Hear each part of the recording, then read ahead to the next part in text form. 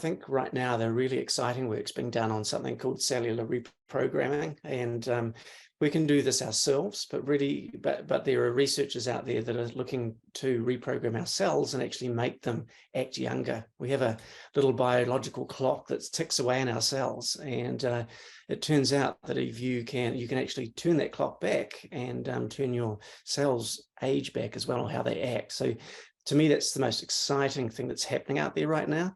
And that's a wee way away from how that we can all access it. But right now you can actually reprogram your cells and do that by doing exercise, taking supplements, being mindful. Those sorts of things can actually affect your cells and make them act younger. I think what's really interesting in the research that I've read, and certainly you address this in your book, is that there is a massive rise in preventable diseases. And the big ones, the big ticket items are diabetes, obesity, and heart disease. Can you share a little bit more about how, speaking further to what you were saying before, addressing these preventable big ticket diseases as the population is aging is going to really unlock health span to go along with lifespan? Definitely. And we all got to think about these diseases as actually not just, turning up one day. They take decades to manifest. And it's really important that we start to consider our health and how well we're traveling through time as early as possible, so that we're actually in really good shape by the time we get older, and we can defer these diseases. And a lot of these diseases are syndromes of aging, right? Actually, it's relating to that. And if we solved cancer or we solved diabetes and individually, it might only add a couple of months to a year of life expectancy, because if that doesn't get you, the next thing does, right? So really what we've got to look at it as a perspective of how do we keep our cells as healthy and as working as well as possible for as long as possible. Because if we do that, and we keep our biological age as young as possible, Yes, then we actually reduce the risk of getting some of these conditions later in life. And then there's just no time to start, better time to start than right now. there's a lot of, bon mots and that people say, 40 is the new 20, we kind of extrapolate on these themes, but we're headed that way. Like, 80 will be the new 60. Like we are really, 5 years away from that, 10 years away from that? I'd say 10 to 15 years, and 80 could be the next 40. I mean, it looks like what we can do is literally reprogram our cells. So we might, what that means is we might get to 40 or 50 and go in for a little treatment, like a little, dry clean or a car wash in the cells, so to speak, and turn back up at 40, and our cells are absolutely acting like someone in their 40s. And we might rinse and repeat that for as long as we like. It could be that you get to 50 and go in, turn 40 again, and just keep going. So these gosh, I'd love to go to that special dry cleaning place, wherever that is. Sign me up. It's coming, and it's actually Dr. Sinclair that's doing a lot of work in this area, and other researchers I've seen that have reversed skin cells from 50 to 20. I believe some of the work that Dr. Sinclair is doing is taking mice that are, equivalent of 60 and taking them back to 40. So these are tests that are not science fiction. It's actually happening. Of course, it's going to take a little while to translate into how we make that happen for humans. But just the fact that they can do it in other animals is mind-blowing, and it means that there is a pathway for us. I've been fasting for 2 years. So I do intermittent fasting, and it is the single best health hack that I have discovered for my body. It stripped off excess fat.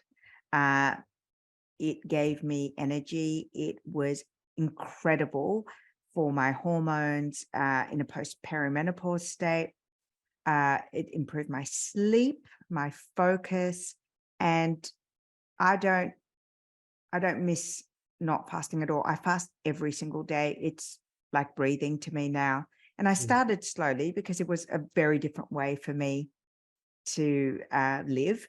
So the first few weeks of fasting, I would stop eating at 8, and then push breakfast out till say 9 or 10. Then I do that for a couple of weeks, then do 11, then 12, then 1. And now I can comfortably fast until about 2 p.m. before I see any kind of blood sugar drop. And it's really worked for me. And I've studied it a lot, and I've had blood tests before and after, and a hormone test before and after periods of fasting. And the results have been incredible for me. But again, I always say, you do have to be under some medical supervision if you're going to change your diet or supplementation dramatically.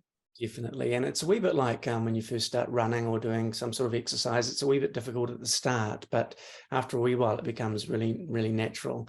And we've all got energy stores in our bodies and fat and stored in our liver, etc. And so what's neat about fasting is you get metabolic flexibility, because you can get energy from sugar or from fat, right? So the body prefers sugar because it's easier, but once you actually train yourself, it switches to fat burning super easily and really quickly. And the important thing with fasting is that you've got to, you don't want to restrict your nutrition, because obviously it's really important you get, your vitamins and minerals from food. But if you can use fasting to perhaps do a little bit of calorie restriction, not a lot, you don't need much, but maybe 10%, and skipping a meal will do that for you, then you are flipping your body into longevity mode, and that's really good for your health.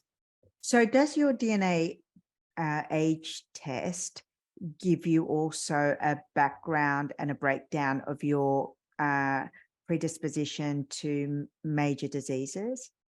No, so we're not looking at the actual genes that you've got. What we're looking at is the information around your genes, which are telling us essentially there are patterns of something called methyl groups. These are little chemical switches on our DNA, and it turns out as we age, they shift in in patterns, and whatever pattern you have actually is associated with how well you're aging from a biological perspective. It's almost like a clock that's ticking away on our DNA. And again, Professor Sinclair talks about this all the time: measuring, understanding your biological clock, understanding your chronological versus biological aging. And I think that the conversation is so interesting, and would you believe it's a test I've never had? Right. So I'm going to add that to my test, because I am a massive fan of understanding my own health dashboard. It's been the single biggest motivator and driver for me, and it gives me a great reward system. It's like the gold star when you see some of those metrics improve. There's nothing more motivating than to see those health markers improve, and certainly bring down my biological age would light me up like a Christmas tree. Yeah. Well, I'd say you're looking pretty good. And what I was excited to hear is not that your daughter needs to do the test, but that you're having this conversation and she's thinking about it, because we start aging from the day we're born. And the real opportunity, I think, is this next generation coming through who are going to be able to develop the habits that are associated with slowing biological age much earlier than the rest of us. And so that's going to mean that they, your daughter may look like you do when she's 70, because she's had advanced access to all of this knowledge. And so, the next generation is going to age completely different to the rest of us. Is that what you have in your Cell 1, Cell 2, Cell 3 supplements? We have it in our Cell 1 supplement, and that's designed for people in their 20s, because you don't need any extra help really in your 20s. You just need to look after your DNA, keep the repair processes that occur in your DNA working as well as possible. And it literally is like sunscreen for your cells. It's just about how do we slow the aging process, and how do we support your DNA being as good as possible, because David Sinclair's work has shown that actually DNA is the driver of aging. And so if we can keep it looking good for as long as possible, then that's what we should do. The other exciting molecule is what David talks about as well, Dr. Sinclair, and that is NAD. So he talks about NMN a lot. NMN is a a way to boost levels of this molecule called NAD in our cells.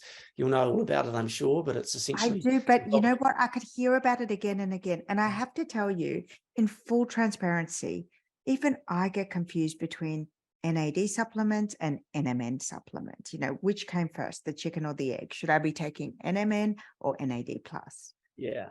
So you're going to boost this really important molecule called NAD with both of those, right? And this compound drops precipitously in our cells from the age of 40. It's like it's quite significant, and it's actually the second most prevalent molecule in our body after water. That's how important it is for our cells, and it's involved in 500 different chemical processes in our cells. It's involved in protecting our DNA. It's involved in creating energy in our cells, and it's just a super important molecule.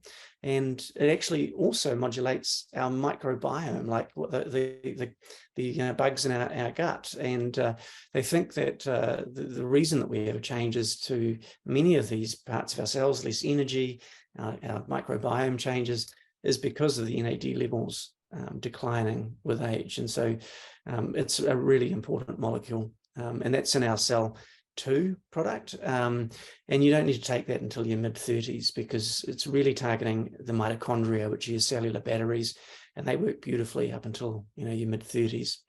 And then the other things we're looking to do is a molecule called fisetin or fisetin, and it's something that comes from strawberries and some plants, and it's involved in reducing senescent cells, which are the zombie cells that start to build up in our body and cause inflammation and disease. And you really don't need to address that until your 50s. So I'm 49. Am I a candidate for the cell 2 product or the cell 3 product? I would take cell 1, 2, and 3, right? So 1, 2, and 3. Okay. Yeah, so that's what makes our system, if you will, or protocol a little bit different. We say take cell 1 in your 20s forever. Then when you're in your mid-30s, add in cell 2 in combination. In. So it's not only for people in their 20s. That's what I was trying to get at, because I didn't want to be left out. I still feel 20. No, look, it's a really interesting molecule, and if anybody likes doing research, you can jump onto PubMed and type in hobamine, and you'll just start to get all the really interesting research that's happening on that for that particular molecule. And then your 50s, that's when we do have this issue with these zombie cells. And so that's what we've designed this formula for, is to help you stimulate autophagy, reduce the burden of cellular senescence, and that just helps lower some of the things in our bodies that accelerate aging.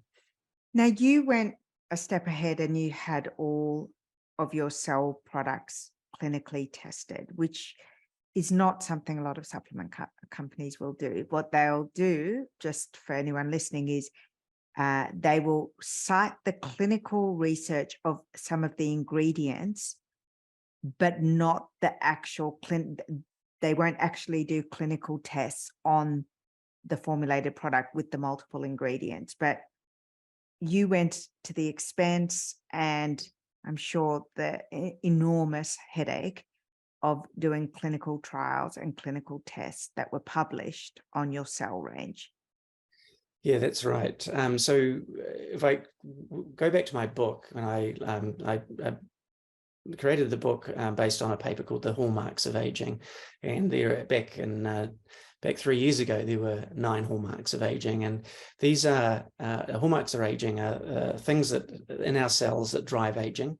And really, when I saw that as a pharmacist, I thought, that's not just 9 hallmarks, that's 9 targets that we could seek to look at whether we can actually modulate aging. And so you're absolutely right. It's easy to look at it in paper, but it's really much harder to make sure that it's actually happening. And so that's what we did. We did we started with an observational trial, and what we did was we got a group of 50 people, and we gave them either placebo or our system. And we measured it over 6 months, and we saw a reversal in biological age over that time.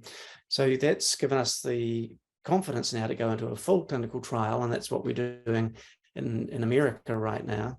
And we're not only just testing the system, but we're also have developed a protocol around it, which is about how do we eat better? How do we exercise? What does that look like when in combination with our formula? So we'll get data on that in the next 3 months or so. And this will just give us a published look at exactly what we're doing at a cellular level. And I think consumers deserve that, right? We've gone from hope in a bottle to getting so much great science around the supplements that we've got access to.